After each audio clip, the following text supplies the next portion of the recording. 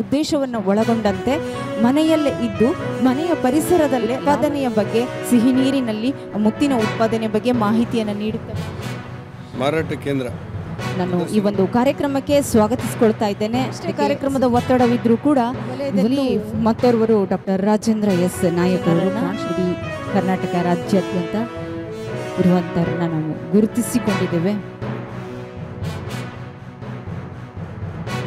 ಯಾಕಂದರೆ ಕೆಲವು ಉಪ್ಪು ನೀರಿನಲ್ಲೇ ಕೆಲವು ಮೀನುಗಾರಿಕೆಯನ್ನು ಮಾಡಬೇಕಾಗುತ್ತೆ. ಆದರೆ ಇದು ಸಿಹಿ ನೀರಿನಲ್ಲಿ ಮಾಡ್ತಾ ಇರೋದ್ರಿಂದ ಕರ್ನಾಟಕದ ಯಾವ ಭಾಗದಲ್ಲೂ ಕೂಡ ಇದನ್ನು ಮಾಡ್ಬೋದು ಅಂತ ಒಂದು ಯೋಚನೆ. ಈಗ ಈ ಮುತ್ತನ್ನು ಇಲ್ಲಿ ಕೆಲವರು 150 ರೂಪಾಯಿ ಖರೀದಿ ಮಾಡ್ತೇವೆ, ಸಂಸ್ಕರಣೆ ಮಾಡಿದ ನಂತರ 400 ರೂಪಾಯಿಗೆ ರೇಟ್ ಬರುತ್ತೆ ನಮಗೆ ಅಂತಾರೆ. ಈ ಆಭರಣ ಮಳಿಗೆಯಲ್ಲಿ, ಆಭರಣ ಅಂದರೆ ಆಭರಣ ಕಂಪನಿ ಮಳಿಗೆ ಅಲ್ಲ, ಆಭರಣ ಮಳಿಗೆಯಲ್ಲಿ ನೀವು ಒಂದು ಮುತ್ತು, ನಿಮ್ಮ ಗುಣಮಟ್ಟದ ಒಂದು ಮುತ್ತನ್ನು ಖರೀದಿ ಮಾಡಬೇಕಾದ್ರೆ 3,500 ರಿಂದ 4,000 ರೂಪಾಯಿ ಕೊಡಬೇಕಾಗ್ತದೆ ಅನ್ನೋದು ಕೂಡ ಸುದ್ದಿ.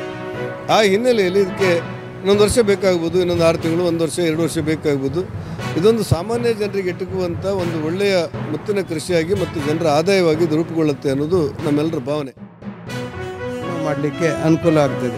ಅದನ್ನು ಯಾವ ರೀತಿ ಮಾಡಬೇಕು, ಯಾವ ರೀತಿ ಬೆಳಿಬೇಕು, ಅದು ಕರೆಕ್ಟ್ ಒಂದು ಮುತ್ತು ಸರಿಯಾಗಿ ಬೆಳಿಬೇಕಾದರೆ ಈಗ ತಾನು ಅವ್ರು ಹೇಳಿದರು 18 ತಿಂಗಳು ಬೇಕಂದೇಳಿ 1.5 ವರ್ಷ ಬೇಕಾಗ್ತದೆ.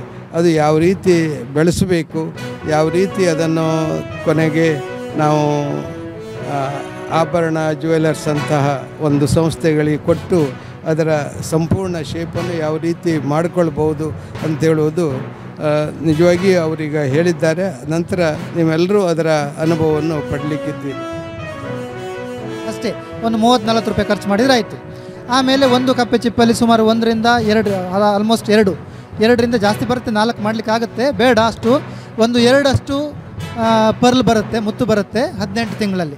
ಸುಮಾರು 18 ತಿಂಗಳ ಬೇಕಾಗುತ್ತೆ, 2 ವರ್ಷ ತನಕ ಹೋಗ್ಬೋದು ಡಿಪೆಂಡಿಂಗ್ ಆನ್ ದ ಸಿಚುವೇಶನ್.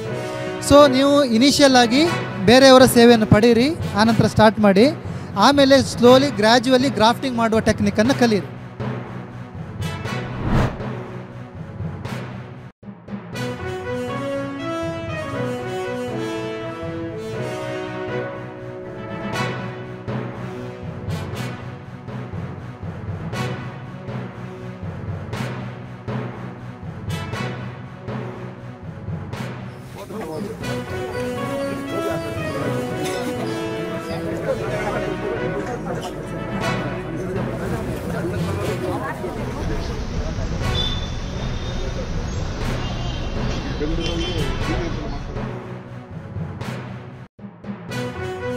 ನಾವು ಟನಲ್ನಿಂದ ಹಿಡಿದು ಎಲ್ಲ ಮಾಡಿದ್ರೆ ಬಹುಶಃ 1.4 ಕೋಟಿಯಷ್ಟು, 1,04,00,000 ಕೋಟಿಯಷ್ಟು ಹೊಸ ಯೋಜನೆಗಳನ್ನು ನೆಕ್ಸ್ಟ್ 3-4 ಇಯರ್ಸ್ ಅಲ್ಲಿ ಪ್ಲಾನ್ ಮಾಡ್ಕೊಂಡು ತೋರ್ಸ್ಕೊಂಡಿದೀವಿ.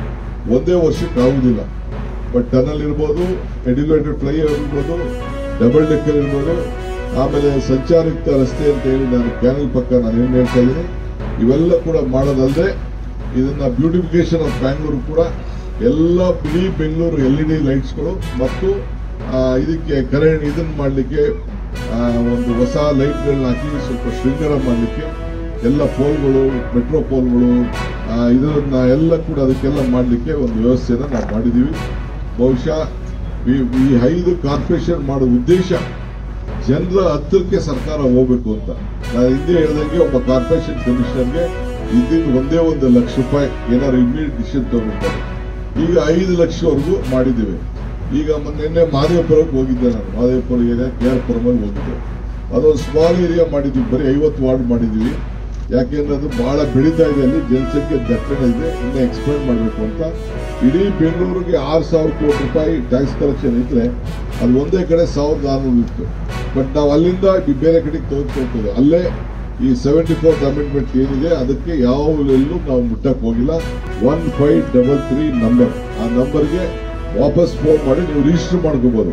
ನಿಮ್ಮ ಹೆಸರು ಹೇಳಿ ತಿರ್ಗಿ ವಾಪಸ್ ಕಾಲಿ, ಏನೇ ಗ್ರೀವೆನ್ಸಸ್ ಇರಲಿ, ಏನಾದ್ರು ತಪ್ಪಿದ್ರು ಮಾಡಿ. ಈಗ ಖಾತಾ ಈ ಖಾತಾ ನೀವೆಲ್ಲ ಮಾಡಿಸ್ಕೊಬೋದು.